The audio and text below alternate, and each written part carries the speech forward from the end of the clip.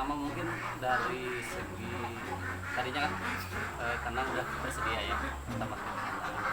Karena kandang itu untuk ayam ternyata jaraknya harus sesuai kan. Ternyata kandang ini tidak sesuai untuk ayam, terutama jenis broiler karena terlalu jauh ke jalan.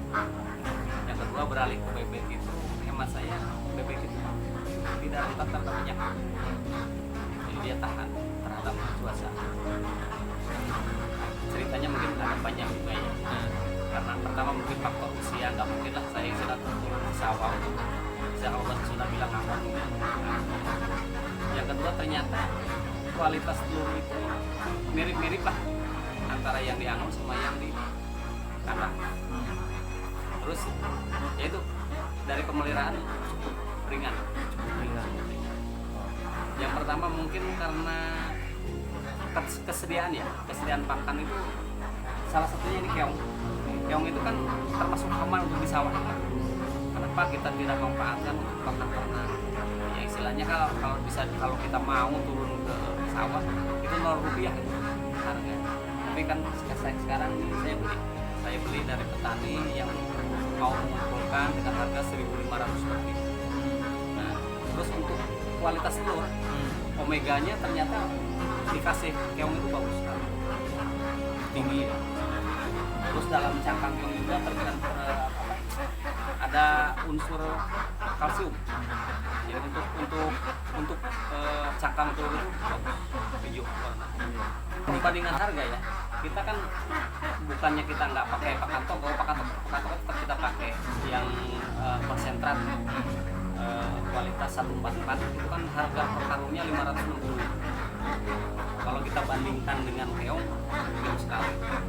Tapi kita pakai juga, tapi komposisinya sangat minim. Konsentrat kita pakai, keong yang kita banyakin. Kalau normalnya? Kalau biaya produksi per hari itu kurang lebih 150.000 lah sekali pakan ya.